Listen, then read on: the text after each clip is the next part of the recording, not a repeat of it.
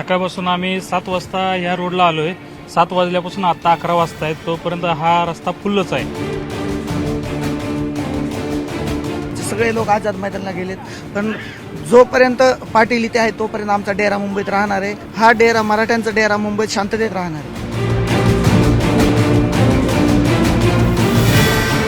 खरं तर मी माझगाव डॉक परिसरामध्ये आहे. जरांगे पाटलांचं आंदोलन मुंबईमध्ये सुरू झालंय आणि त्याचबरोबर मुंबई ही पुन्हा ठप्प झाली आहे. खरं तर सकाळी 6 वाजता वाशीच्या खाडेपूल मार्गे जरांगे पाटील यांनी मुंबईमध्ये प्रवेश केला आणि तेव्हापासूनच माझगाव डॉक परिसरामधील हा जो रस्ता आहे हा पूर्णपणे वाहतुकीसाठी ठप्प झालेला आहे. ही वाहनं जी आहेत ही सकाळपासून 3.5 ते 4 तास ही वाहनं एका जागेवरती उभी आहेत. वाहतूक ठप्प झाल्यामुळे आंदोलकांमध्ये समज झाला की सरकारने ही वाहनं अडवली आहेत. त्यामुळे आता ह्या वाहनांमध्ये एकच ड्रायव्हर किंवा चालक शिल्लक आहे व इतर जे मराठा आंदोलक होते ते अक्षरशः या ठिकाणावरून पायी आझाद मैदानाच्या दिशेने रवाना झालेत. खरं तर या ठिकाणावरून सुमारे 8 किलोमीटरचं अंतर हे आझाद मैदानाचं आहे.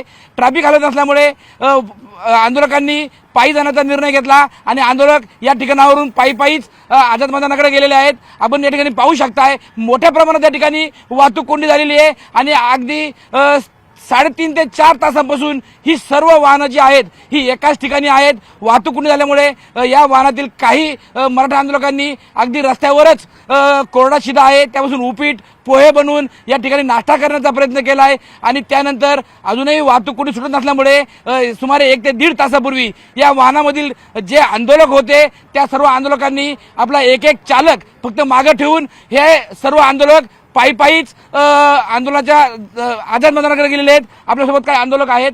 काय सांगाल, सकाळपासून वाहतूक कोंडी आहे आणि तुमचे इतर आंदोलक बांधव आझाद मैदानाकडे गेलेत?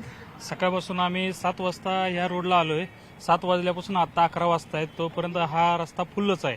आमचे काय गाडीतील काही आंदोलक आहेत ते आझाद मैदानात गेलेले आहेत. आम्ही गाडीबरोबर आहोत आणि हे जर वाहतूक कोंडी कधी फुटेल ह्याचा जरा खरं तर जरांगे पाटलांनी आता आवाहन केलंय, पोलीस सांगतील त्या ठिकाणी वाहनं लावावीत. इथे तुम्हाला काही सूचना आल्यात का? कुणी तुम्हाला सांगायला आलंय का? नाही, ते आम्हाला सूचना बिचना काय आलेल्या नाहीत. आम्ही आमच्या परीने म्हणजे इथंच आम्ही थांबलेलो आहे. आमचं जे काय आम्ही आणलंय कोरडा काव असू दे किंवा पाणी असू दे, आमचं जे म्हणजे आम्हाला जे स्नान करायचं आहे किंवा काय आमचं जे हे आहे तो आम्ही इथंच केलेला आहे. खरं तर 4 तासापासून हे सगळे वाहन चालक या ठिकाणी उभे आहेत. याच्यातील बाकीचे आंदोलक आंदोलन स्थळावरती गेलेत.